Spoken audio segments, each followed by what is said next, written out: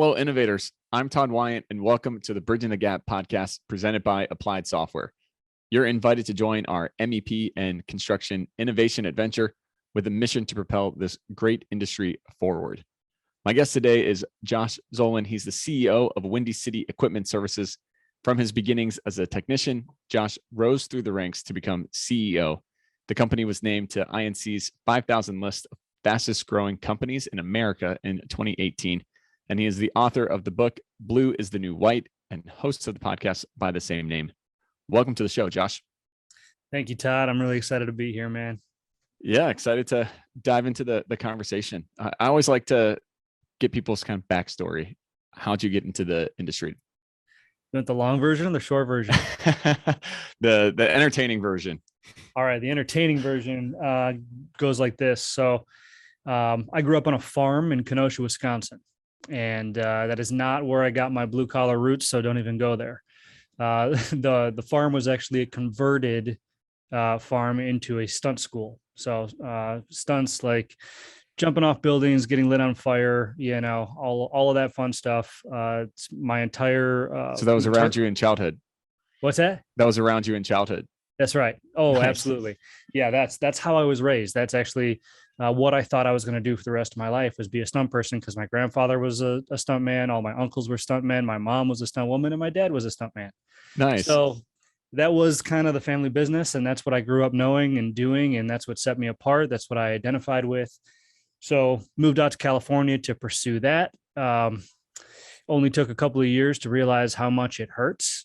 And, honestly, it just wasn't my passion. It's what I identified with. So it was hard to tear myself away from it. And it's kind of all I knew. I was very vocal about not going to college because I already had my path set. But at the end of the day, I had to look in the mirror and be honest with myself and say, I've got more of an entrepreneurial spirit. And I don't like being a rag doll for somebody who somebody else thinks is more important than me, essentially, at the end of the day, right? There's no glory in the stunt industry. Let's just put it that way. It's all about the thrill. So I had called up my dad right before I moved to California. He had moved out to Arizona to work in the restaurant industry, repairing restaurant equipment and stuff like that. And it was just him at the time, turning wrenches, and he didn't have any employees or anything like that. So when it came time, I called him up and I said, Dad, I have no idea what you do for a living, but I'd love to come out there and work with you. I don't want to see you on your hands and knees the rest of your life. And I think we can really grow whatever it is that you do. Mm-hmm. So packed up my stuff that weekend and left California and moved here to Arizona with my dad. And he taught me everything he knew, and I went up through the ranks of being an actual technician. For 10 years, I was in the field, about 10 years. And he taught me everything. I didn't believe me. I was all thumbs when it came to using the tools and stuff like that. But once I was able to actually get my arms around what it meant to be a technician and what it meant to do blue collar work and stuff like that, that's when I started to really understand the blue collar trades, what they were, what the opportunities were that existed, and all that. So as far as how I got into it, that's the entertaining version of of how I got into it. Nice. So what was it that gripped you about the trade? So that's how you got into it, but What kept you in it? So I think it was the satisfaction. Initially, it was the satisfaction, right? I'm one of those people that I love laying my head on a pillow at night, knowing that I accomplished something that day. And I didn't really get that from the stunt industry. I didn't really find that, because I had worked, a couple of odd jobs and stuff like that. But I knew that wasn't in the white collar space for me. I couldn't just, punch numbers into a spreadsheet all day and feel accomplished. Mm-hmm. So I think it was what hooked me was just, as funny as it sounds, coming home tired and sweaty and greasy, and actually feeling like I accomplished something, because every single time I finished a job and somebody said thank you, it was almost like a vote of confidence, like, hey, you're on the right track, you're doing what you're supposed to do, and you can sleep tonight because you accomplished something, you learned something, you did something, you built something, you fixed something, and you helped somebody. So Nice. So you said blue is the new white. yeah. Why is blue the new white? What do you mean by that? It's a good question. The book's been out since 2019, and I don't know that anyone has actually asked me that specific question. The simple answer is that we're all taught that white collar jobs are the way to go, right? You see the posters, work smart, not hard, all of this stuff, the big push with college education, which 9 times out of 10 leads you towards a white collar career, which is fine, and that's not wrong per se. What's wrong is trying to fit everybody in that same box.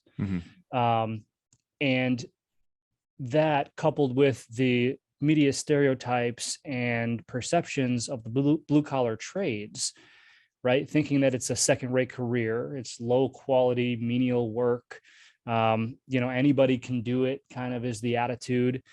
And so the significance of blue is the new white is unveiling that there are more opportunity. I would argue that there are more opportunities in the blue collar space as far as trajectories and benefits and overall pay than there is in the white collar path.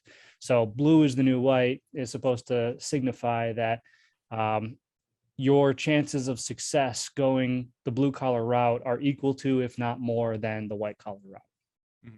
What do you think led to the duality there between blue and white? Because if you flash forward or flash back 100 years or so, or more, the blue collar jobs was just most of the jobs. It's really, in fact, it's still kind of like that. We just don't think of it like in those terms. But what caused that kind of split in career paths? Does that make sense? Absolutely, it makes sense. And I think, we can't isolate it to one specific thing. I think it's a combination of things, but everything is cyclical, right? In my mind, everything is cyclical. And you're right. There was a time when industry ruled all. And if you had a job, chances are it was a blue collar job, a skilled trade type of job. And back then, listen, those jobs were in abundance. So what happens when something is in abundance? It's not worth as much, right? So people weren't being paid as much, right? Safety standards weren't up to par like they are today. So it was extremely hard on people's bodies and stuff like that. So it's not work that they wanted to do. So when higher education and colleges came into existence, you immediately had all these blue collar workers who wanted better for their kids, right? So they made it a point of pride even, to send the next generations off to get a higher education and go the white collar route, so they didn't have to work with their hands. And simultaneously, colleges had put out some mass campaigns, obviously incredibly effective campaigns, that basically said, you don't have to do this type of work. You don't have to work with your hands. You can work with your head, and it's easier on your body. You can get paid more. It's more comfortable, all these different promises, which was great at the time because, there was a lot of people that, hey, that's what success was to them. But then what happened was the pendulum shifted so far in that direction that everybody forgot about the blue collar trades, became white noise, and people failed to understand that this entire industry is what manufactures civilization as we see it today. Right. And that means something. That means a lot. And of course, then you talk about supply and demand, and the demand went up, the supply went down of blue collar workers. So the wages went up. And now, I mean, I don't have to tell you, in these industries, I mean, people are making unbelievable wages. Yeah. Do you see the pendulum slowly starting to swing back from I think we so overcorrected on your point of the blue collar kind of generation pushing their kids into college and being prideful of that. And that's awesome. Do you see it's swinging back that now we have to, or people are starting to highlight the blue collar trades and pushing people into trade schools, or when do you see it swinging back if it's not? I think we're almost there. I don't know that we're there yet. I think we've overcorrected to a point that, it's almost like the damage has to be done in order to open our eyes and realize that, maybe we do have to swing it back a little bit. Mm-hmm. And I'm really involved in like the blue collar circles. You mentioned I got the book, I run a blue collar company, so my entire network is blue collar. So it's really hard for me sometimes to see, you know, what the actual perception is from a world view, or if I've got tunnel vision just because my network is so ingrained in the blue collar trades. Sure. You know what I mean? So I try to take a bird's eye view on everything, and that's why I remain just a little bit skeptical. It wasn't so long ago that shop class was taken out of high schools, right? That was sometime in between when I graduated and now. They started going away. I have seen a greater push, and actually, I don't know if this is going to be controversial or not. Luckily, I don't really care. But but listen, in 2020, when COVID hit and so many people were working from home and universities couldn't get students and stuff like that, everybody had to do their learning online. Mm-hmm. I think people started to have a little bit of a shift in mindset, because several of the industries that never shut down were the blue collar trades, because they are essential. Yeah, for sure. And so people started to see this, and I'm a perpetual optimist, or at least I try to be, right? And I see the good in people, and I think that the coming generation looked at that and at least asked themselves the question: are the blue collar trades really that bad? And that's all it takes, is that question to get that pendulum to start its shift. So I think we're right there, Todd. I think that, if it hasn't started to really shift yet, we're right at the beginning stages of it, and that's why I'm so excited about my work and your work, because we get to give it a little extra push, right? Yeah. Yeah, for sure. Yeah, I think you're spot on. In that the last 2 years, that door has been open to what else is out there. I think I'd love to hear your thoughts on this, but the pendulum swinging back is maybe hard to see, because there is kind of this blurring too of blue collar and white collar jobs, in the sense that the construction industry there's so many different facets of construction and the trades, and you can be in the trades, but you're at a desk job all day, doing 3D modeling and design and detail work. And there's such this blurring that there's so many different opportunities, that if somebody wants to be creating something and building something, they don't necessarily have to be on the job site all day, every day. They can still have their hand in it, but be very tech centric. That's absolutely right. I agree 100%. And I would argue that that's exactly what needs to happen. Those lines need to get blurred, because these people need to see that it's, when you're a plumber, it's not just about fixing toilets all day, because that's the perception, right? If I become a plumber, I'm going to have to change 50,000 toilets and then I'm going to die, and that's not the way that it is, right? What goes into it is so involved and so intricate that people don't understand. So to be able to blur the lines and highlight these careers that are in the office, in the parts department, in management, in design, in new builds, all of this stuff, is just injecting more people into the industry, which is a self-fulfilling prophecy, right? Because the more people that are in the industry, that love the industry, will talk about the industry, which will get more people in the industry. And that really is, that really is how it's done.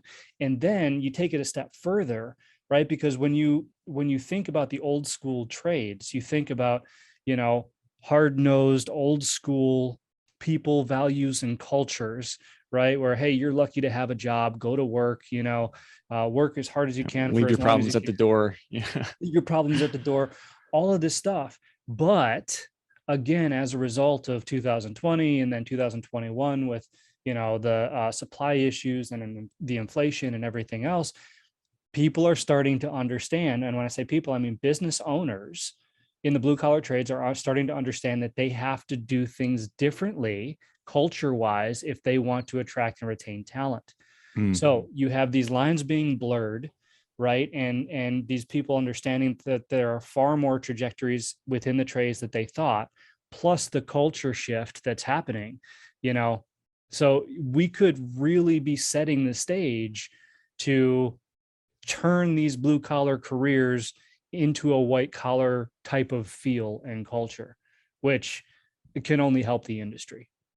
Yeah, for sure. So what should people really know about the skilled trades that they don't currently? Oh, there's so many things. It's hard because like I came into the industry fixing restaurant equipment. When I was in high school, I had no idea that that was even a career. I never thought about it. I was never taught about it. No one ever said anything about it. Like I know I went to a restaurant and ordered food, but I didn't really give a second thought to how it got in front Yeah, of me. sure. So it's hard because most people don't know most things that go into the blue collar trades.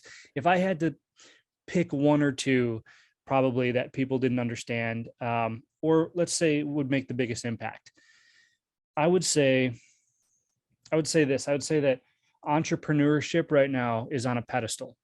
Everybody wants to be an entrepreneur. Everybody wants to own their own business. I shouldn't say everybody, but a lot of people, right? That's an aspiration for many people. And I think that a good chunk of the people that want to be entrepreneurs are looking in the wrong places, because one of the best ways to become an entrepreneur is to learn a skill, right? That's where I was. I was able to learn a skill, a valuable skill that accomplished one of two things or both: a thing that people didn't want to do, or a thing that people couldn't do, right? If you can fulfill one of those, you've got yourself a business if you've got the will to run it. So I think that as an entry point to entrepreneurship, the blue collar skilled trades could be a fast path to that. I don't like using the word quick money because it doesn't exist, but I think that it could be a viable path to accomplish something that somebody deems what their passion, right, in entrepreneurship, through a path that they may not immediately consider their passion, like fixing fryers. Right. So that's probably what I would say.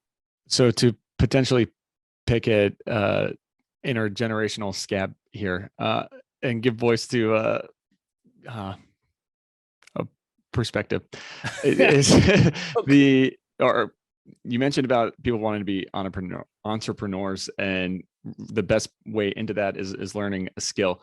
But do most people have a misconception then of what it actually is to be an entrepreneur and to run your own business? And so that they don't want, like, the reason why they're saying that is that they want all the perks, but not the hard work, and that learning the skill might be the hang up in that path of that story. Anyone ever tell you should be a politician? Thread the needle well on that one. way to navigate that one. Yeah, man. I think that there's a lot of validity to that, and I'll say it, right. A lot of people want to be entrepreneurs because they don't want to work, and it's true, right? I mean, to a point, people want the perks. They want to make their own hours. They want to be their own boss. They don't want to answer to anybody. So yes, I think that absolutely exists, and that's why I interjected that one word when I said it, as long as they have the will, right, to be an entrepreneur, because that's what it takes. You don't make your own hours. Your business makes your hours. You don't answer to nobody. You answer to your customers every single day, and it takes the utmost personal responsibility and work ethic to even consider being an entrepreneur, because you're going to fail 20 times before you succeed once, and you're going to do that process 100 times before you realize anything of substance. So yeah, I think that you're probably right. There are a lot of people see the skill as a barrier to entry, if you will, to entrepreneurship. But that's where I come in. That's where you come in, and that's where we talk about the importance and the benefit and the overall value of learning that skill, which is why I think it's so important this is something I do in my company, right? Is I provide a trajectory. Gone are the days where you can bring somebody in or you can tell somebody, hey, this is your overall opportunity right here. This is your opportunity, right? You're going to start here.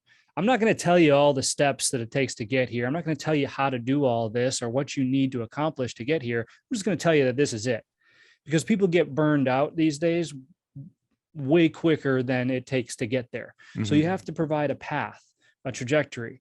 And it's the same thing in entrepreneurship, right? If we have the ability to lay out, okay, this is step one, this is what you need to do, and this is what's going to be involved. This is step two, this is what you need to learn. This is how you're going to need to act. This is step three.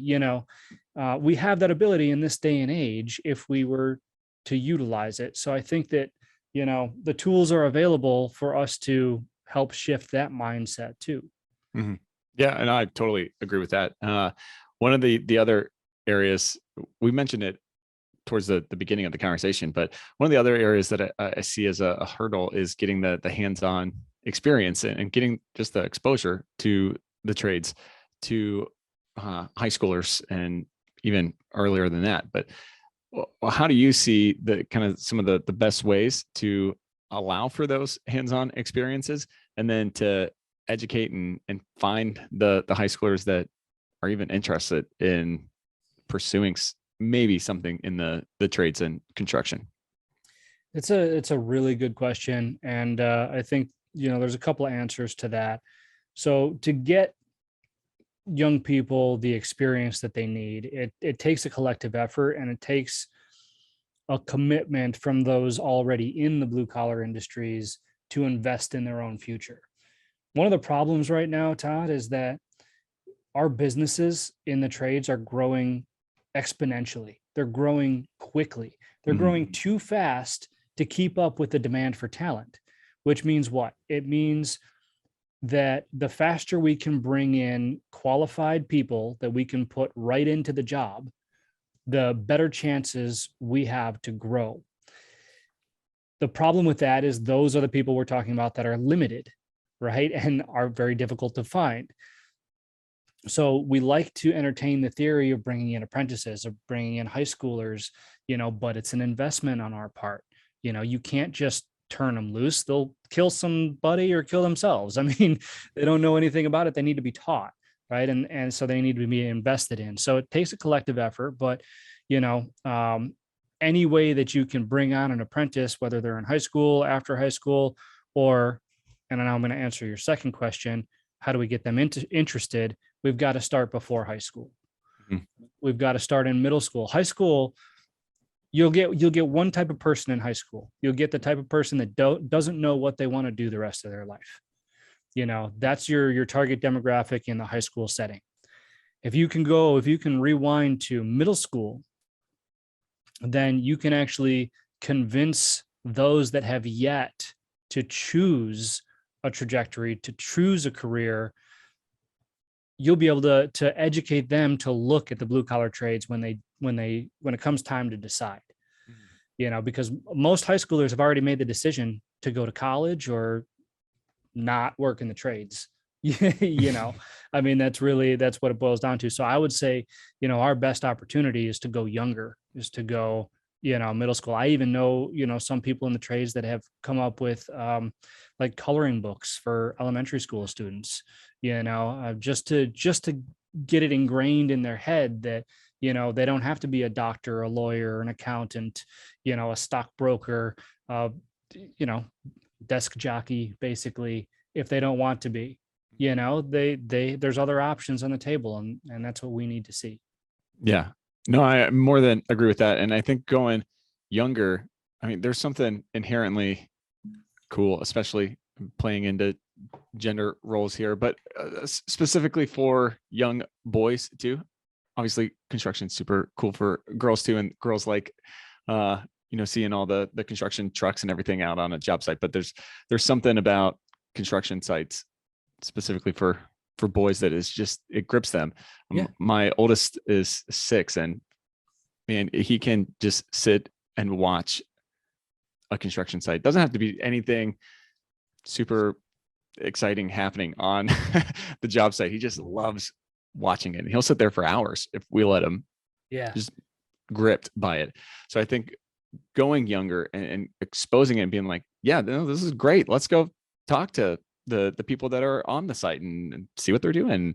Yeah, even just watch it. I think exposing them at a young age and kind of normalizing it for lack of a better word, I think is we have to do that in order to make it just even a fighting chance and possibility that people can look at this as a career opportunity.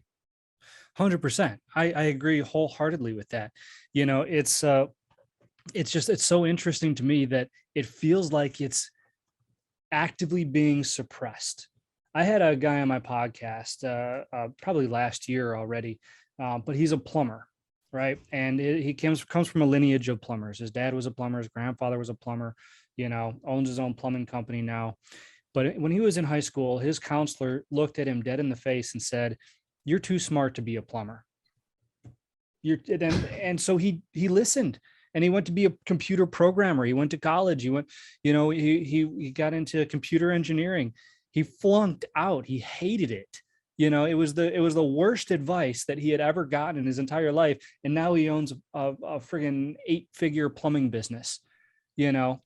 Yeah. But it goes to show that, you know, I don't think it's malicious. I think it's ignorance. Mm-hmm. I think, you know, the people that have come up now and they are counselors and teachers and educators and parents, they think they're doing the right thing, but at the end of the day, they can't admit that they're not sure what that is, right? They're just doing as they're told or as they were taught, you know. But yeah, we need to nurture that. Like if your son is fascinated by construction sites, man, start talking about being a foreman, being a, you know, I mean, being a manager of some kind, or you know, out on these construction sites, being able. I mean, listen, I'm a big advocate too for.